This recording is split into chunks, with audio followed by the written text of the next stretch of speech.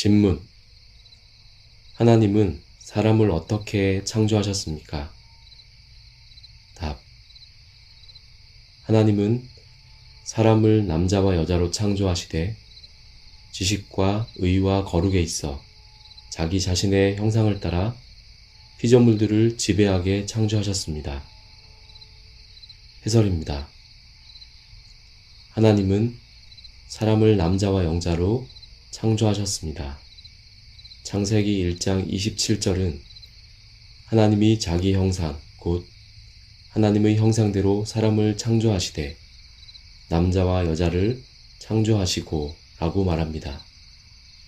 그리고 사람의 창조에 대해 더욱 자세한 내용을 말해주는 창세기 2장 7절은 여호와 하나님이 땅의 흙으로 사람을 지으시고 생기를 그 코에 불어넣으시니 사람이 생명이 되니라 라고 말합니다.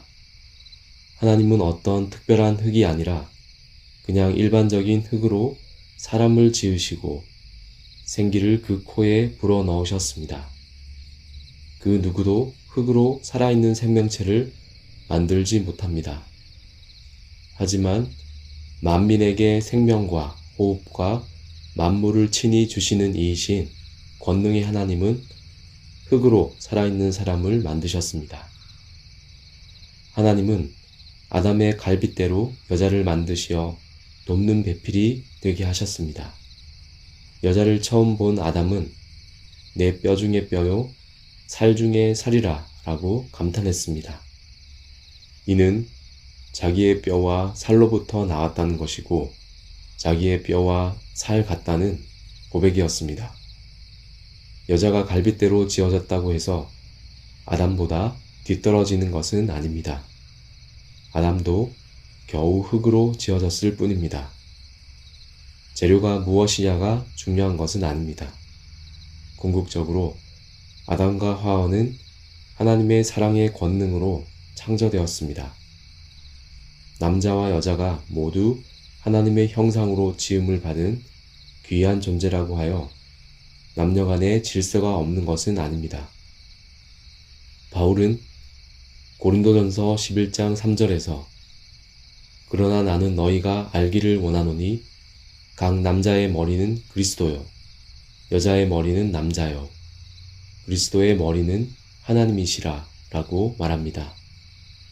바울이 그렇게 말하는 이유는 다음과 같습니다.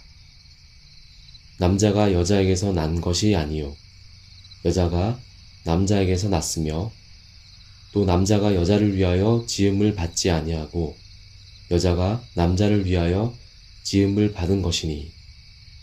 고린도전서 11장 8절에서 9절. 앞서 삼위일체를 다루며 살펴보았듯이 위격 간의 관계에서 성부가 성자를 낳았기 때문에 성부가 성자의 근원이 됩니다. 그래서 성경은 그리스도의 머리가 하나님이시라고 말합니다. 성부와 성자와 성령이 동등하지만 질서가 있듯이 남자와 여자도 동등하지만 질서가 있습니다. 바울은 하나님이 남자를 먼저 지으신 창조 질서를 근거로 남자가 여자의 머리라고 말합니다. 성경은 이러므로 남자가 부모를 떠나 그의 아내와 합하여 둘이 한 몸을 이룰지로다 라고 가르칩니다. 창세기 2장 24절. 하나님은 남자와 여자가 서로 뼈 중에 뼈가 되고 살 중에 살이 되어 돕는 배필로 한 몸이 되기를 바라십니다. 성경은 부부는 일신동체라는 옛말을 지지해 줍니다. 또한 성도들은 단순히 부부 관계뿐만 아니라 모든 관계에서 서로 존중하며 하나됨을 위해 애써야 합니다. 우리는 컴퓨터를 사용해 글을 쓰고 음악을 듣고 그림을 그리는 등 다양한 활동을 합니다. 우리는 컴퓨터의 작동 원리나 구조, 프로그램 언어에 대해서는 잘 모르지만 컴퓨터를 켜서 원하는 프로그램을 작동시킬 수는 있습니다. 사실 전문가들은 보통 사람들이 기초적인 지식과 감각만으로 컴퓨터를 이용할 수 있게 하려고 얼마나 많은 노력을 기울이는지는 모릅니다. 그뿐 아니라 우리가 컴퓨터를 제대로 사용하기 위해서는 전기가 공급되고 인터넷망이 원활하게 작동하는 등 주변 환경이 적합하게 구성되어야 합니다. 사람이 이 땅에서 제대로 살아가기 위해서는 얼마나 많은 것들이 필요할까요? 사람이 생육하고 번성하여 땅에 충만하려면 그에 적합한 환경이 설정되어 있어야 합니다. 하나님은 바로 이런 환경 설정을 앞선 6일간에 하시고 마지막으로 사람을 만드셨습니다. 이는 사람이 창조의 꽃이고 피조 세계의 면류관임을 보여줍니다. 다른 모든 피조물이 사람을 위하여 존재하지 사람이 피조물을 위하여 존재하는 것이 아닙니다. 천하보다 귀한 것이 하나님의 형상으로 지어진 한 사람입니다. 하나님은 사람이 하나님이 만드신 만물을 지배하고 다스리도록 모든 환경을 설정하시어 사람이 조금만 생각하고 노력하면 이용할 수 있게 하셨습니다.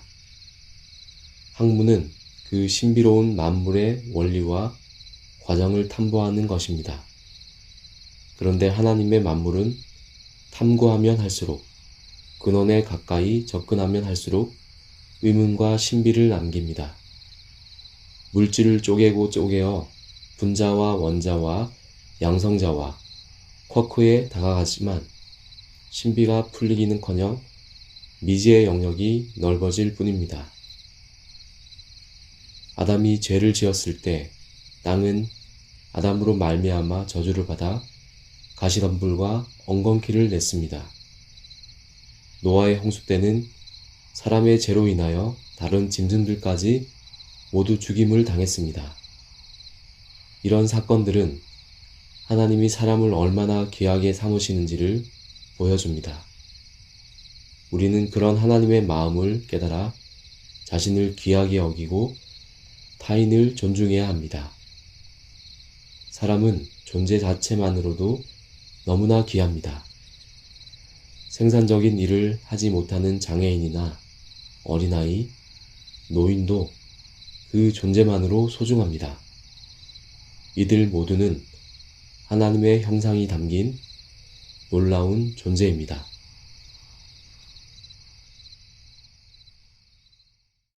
내가 주를 바라오니 성실과 정직으로